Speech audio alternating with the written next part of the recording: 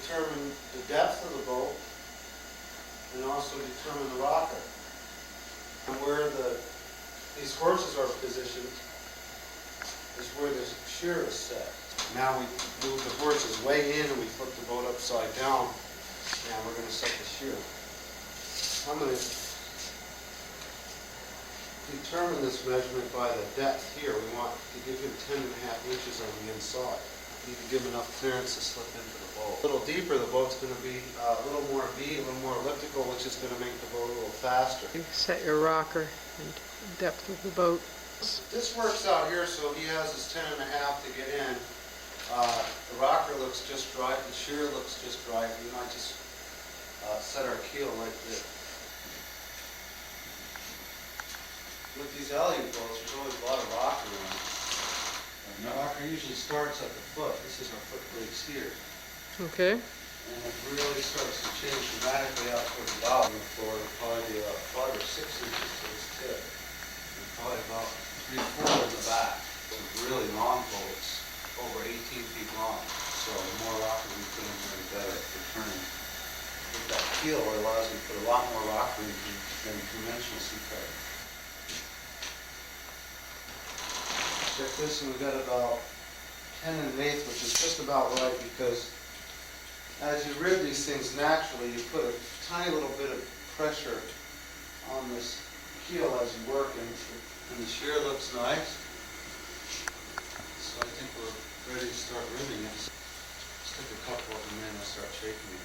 Put the needle through, so there's always a space for lashing off. If you notice, wherever there's a joint, there's a break. There's a broken edge or a relief in there, so we can get a needle in there. How far aft to sit the rod. So actually the center of this boat was somewhere around here. Uh-huh. And this is where it's going to be riding. So it's over 2 feet further back off the center. I think that's why these boats are so sea kind and following seas. That's what I was thinking, was a major factor. The volume in the stern. These boats are extremely sea kind now. Keeps the bow light. And because all that rocker's in the front as you're coming down, it really keeps it from yawing. You're about to put the boiled ribs in place. Your rib material. It's white oak, it's green.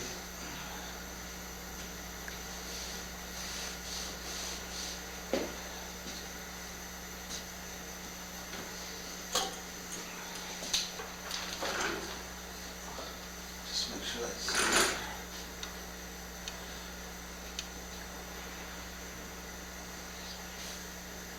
Now our height is already determined. So I want to come just about to that, and I want to look at this arc. And that's what we're after. It's going to be a really fast boat. The more elliptical shape that you make it, the quicker it'll be. And I'm just taking an educated guess at where this bottom of this mortise is. I'll try it there, we'll see how it goes.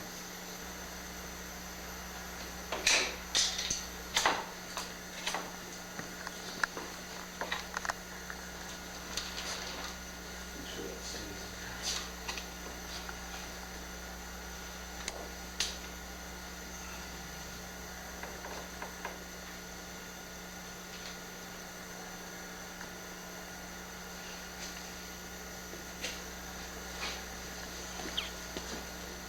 Tell me if you see any flat spots in it.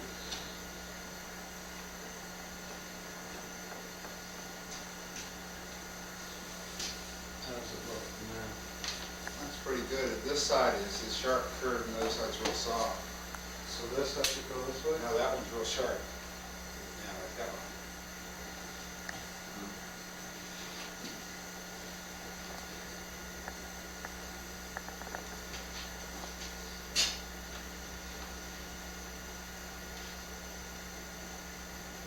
Looks just right. Okay. There's your first rib.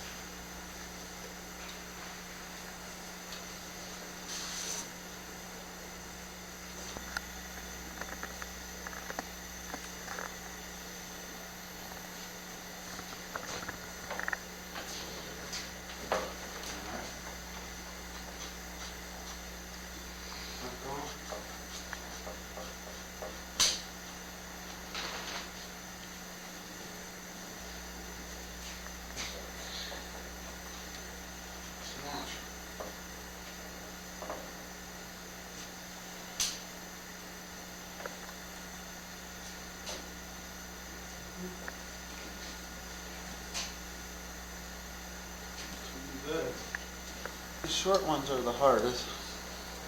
Yeah, because of the bend.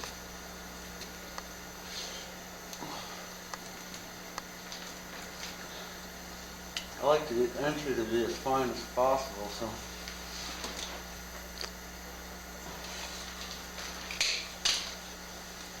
Usually have to play with these and keep carving them down and fitting them, just try it. We may be lucky this time.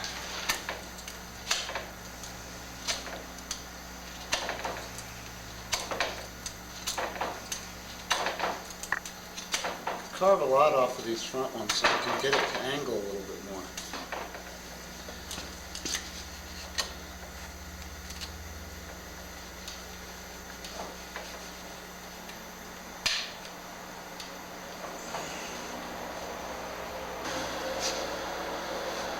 So we can keep a finer entry. So you want it much more of a V shape. Oh Rather yeah. than an arc. Yeah. And you can see by the shape of that, for obvious reason, there's going to be chines on top of that.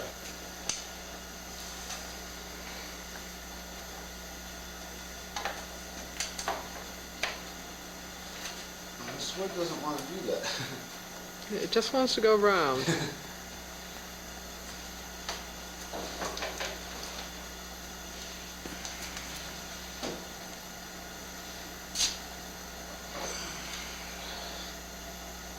Okay, that's much better. You can see it also grew in height because I did get some height out of it. And it's way up above here. If I lower this down, you see how it drops? Mm-hmm. So I'll have to shorten it up in length. Yeah. I'm trying to keep all the arcs relative to this one. The boat that was in the Aleut Museum, and the ribs are very flat on the bottom. Some of the Aleut boats are built like this. A lot of the Nunavak boats were curved like that too, but a lot of the Greenland boats and some of them were very flat. They'd be flat like this, Yeah. and then they curve. And I used to do it like that. But what I found is the same boat at the same beam width actually felt tippier with a flatter rib, which doesn't make any sense because you think you get more initial stability that way. But I think it makes the boat more buoyant, elevating it higher, and that gives you a Rougher ride. rougher ride, gives you more windage, and it Yeah. makes the boat tippier. Yeah. It seems by keeping them round like this, especially when they're narrow beam. Yeah, I think by a rounder bottom, you get a much more sea-kindly boat.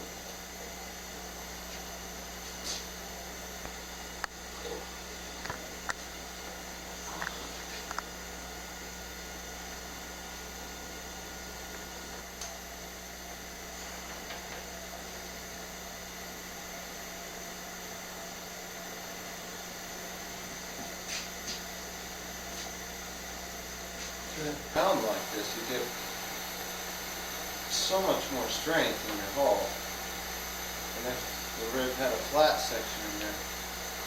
When you skin these boats, it's like having a giant clamp on it. And just the pressure from the keel, you see what's happening with that rib? You can actually get a reverse bend in your boat. And in your rib, if it was flat, you get lots more strength in the arm. So structurally, there's big advantages by having it round like this.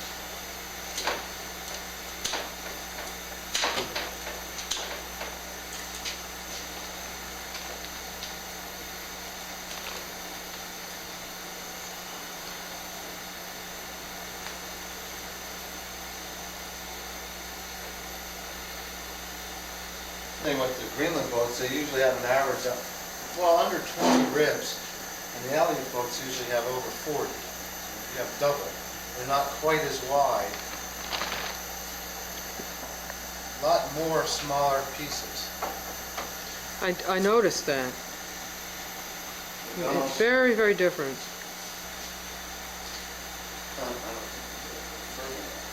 That boat is just going to fly. So, in place. Reason being, if we don't, as we keep ribbing the boat, we're going to follow, these are going to be the ones we work from. And as these It's great, and these could slip out of the mortises without us realizing, and before you know it, we can have 12 inches in there.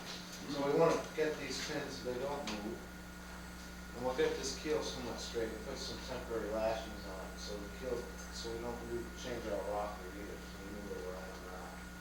So these are going to act as our stations, so to speak. There's 1, 2, 3, 4, 5, 6 motors in between here. It's okay. So what you want to do is you want to find the proper drill bit for those skewers, and just go down the boat and start drilling right through the top of the gunnel, right through the... Okay, where are the skewers? And then go around the whole thing. Is those motors too? That's okay. Just work your way right around the boat, and I'll follow you with the pins, okay? Oh, this is set, you got 2 of them. Just give it a good ream. Yeah, I drilled that one. Go ahead.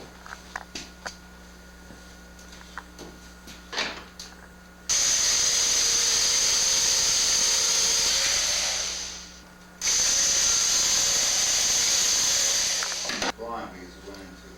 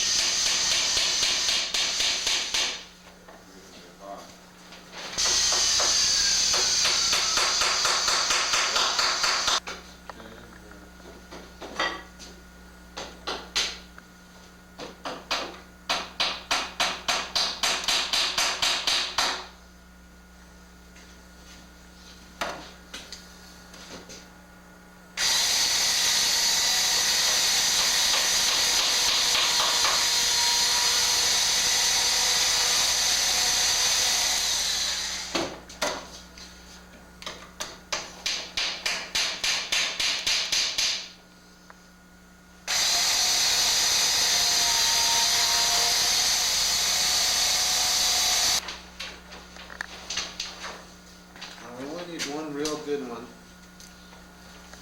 on each side. I'm over the bow plate. You should go up to that keel joint. We're half short. Do like this.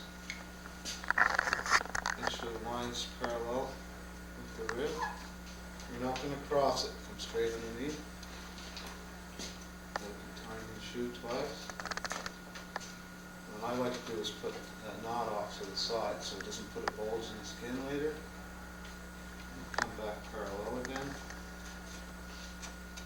And you put a square knot. Left over right. There's something pulling it off the edge. So you don't hit the skin. Right over left. And we'll leave these tails on there because when it's all done, we're going to go around it later and do a locking lashing that looks like this. To squeeze and compress that together. Traditionally, these were all done in one piece in a loop lash. But because we're planning on a much longer lifespan than they were, we can't maintain, the skin is going to be on there 10 years. We want some good strong lashings, and if one does get broken, it's not going to unravel all the strings on the whole boat.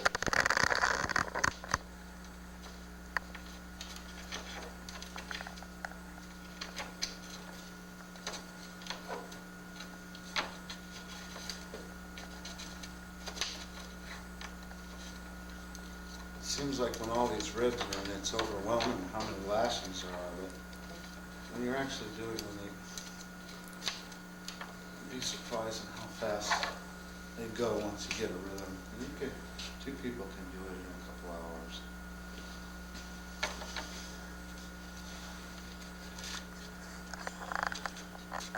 Especially when everything's all laid out and they're all ready to go. To worry about spacing each one.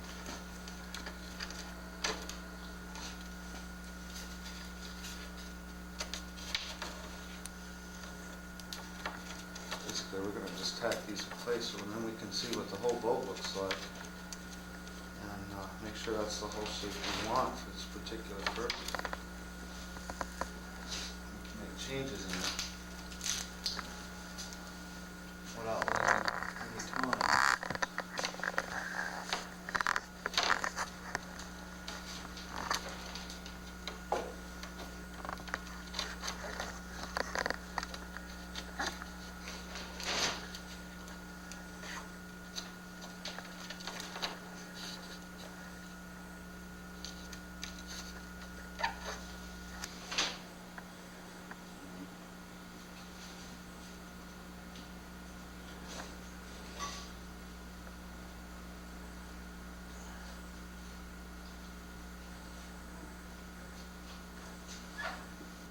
pretty automatic once these are in place, and they like everything. And to hit 6, 7 points, we sit it in the mortises and not have a shim in these power bolts is a real trick. You'll see later on as we're ripping it, it doesn't take a whole lot of work to do that. It's pretty automatic. Everything just falls together with this method. Yeah, that's great. Because the dimensions remain the same. So we got 3 stringers on one side. So we're not doing it twice. It's all permanent. I guess there's 7 or so ribs in. Still move them around. They're far from perfect, but they're close enough. We could slide them a little bit just to fine tune them in. For now, I just want to get them on and see what the lines of the bolt look like. Just from here. I'll take a little time now and straighten them out a little better.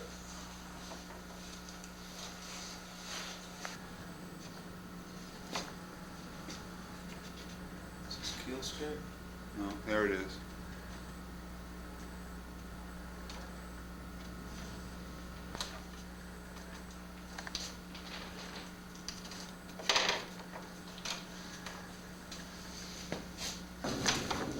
Quit smoking and start going in training. Yeah, that is neat. Yeah, that's got quite a shape to it. Huh? It's amazing once you get the stringers on the ribs. Wow, you know. Should I try this last one?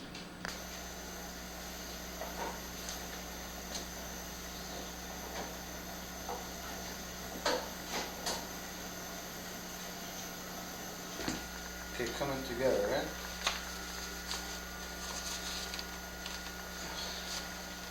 You in?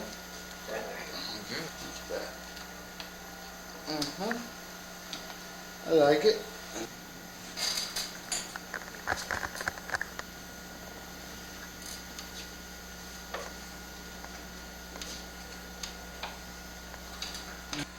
Okay, it's in front of.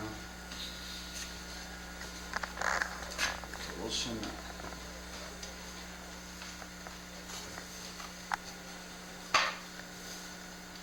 Yeah.